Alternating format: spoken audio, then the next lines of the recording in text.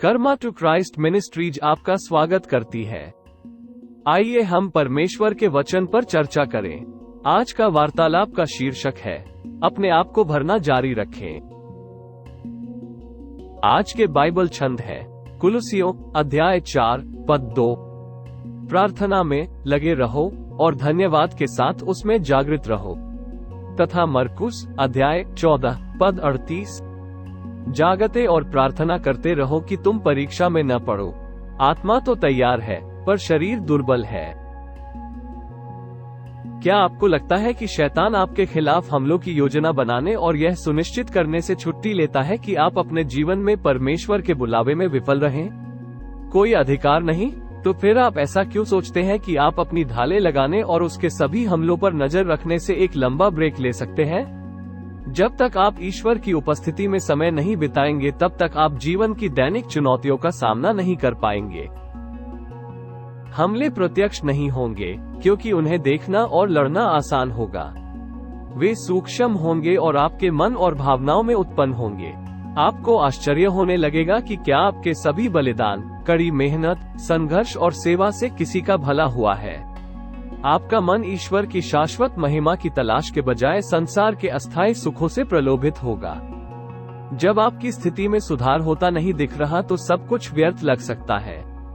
ये नकारात्मक मानसिकता कलीसिया में सेवा करने वालों के लिए बहुत आम है, क्योंकि वे ही वास्तव में दुनिया को बदल रहे हैं और उन पर लगातार भारी हमले हो रहे हैं।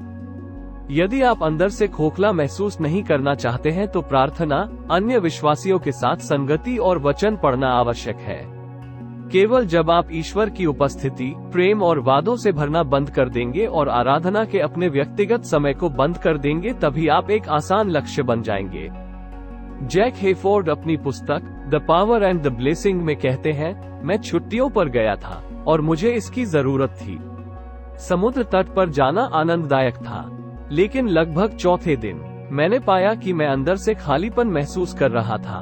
फिर मुझे ख्याल आया कि मैंने 4 दिनों तक पवित्र शास्त्र का एक भी शब्द नहीं पढ़ा, प्रार्थना नहीं की या स्तुति का कोई गीत नहीं गाया। यह एक तरह का था, चलो इस सब से दूर हो जाए। हम कलीसिया से इतने जुड़े हुए थे कि कुछ समय तक हम कुछ भी ईश्वरीय नहीं करना चाहते थे। लेकिन अचानक मुझे आंतरिक खोखलेपन का एहसास हुआ जिसने मुझे वापस बुला लिया। उस अनुभव से मैंने सीखा कि यदि आप आध्यात्मिक स्तर की उपेक्षा करते हैं तो आप शारीरिक या भावनात्मक रूप से ठीक नहीं हो सकते। शैतान हमारे सबसे कमजोर क्षण पर हमला करने की प्रतीक्षा कर रहा है, जब हम सोचते हैं कि कल की जीत आज के हमले को रोक देगी। आइए प्रार्थना करें। स्वर्गीय पिता, आपकी समझ अनंत है, आपकी अच्छाई महान है, आपकी सुंदरता महान है। धन्यवाद पिता कि आप हमेशा हम पर नजर रखते हैं, हमें दुश्मन से बचाते हैं। आपका धन्यवाद कि जब हम आपको पुकारेंगे तो आप उत्तर देंगे। जैसे जैसे हम आपके वचन पर ध्यान केंद्रित करते हैं, हमें अपनी आत्मा से भरते रहें।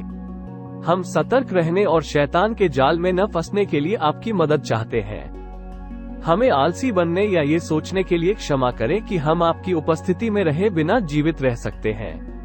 हमें सिखाएं कि आपके साथ चलते समय हम निरंतर कैसे बने रहें। हमें एक संकेत दे कि हम राज्य के लिए जो करते हैं वो मायने रखता है और हमारी सराहना की जाती है। आपके वचन के लिए धन्यवाद जो हमें आश्वस्त करता है कि हम व्यर्थ में काम नहीं करेंगे। हम यीशु के शक्तिशाली नाम में मांगते हैं, आमीन।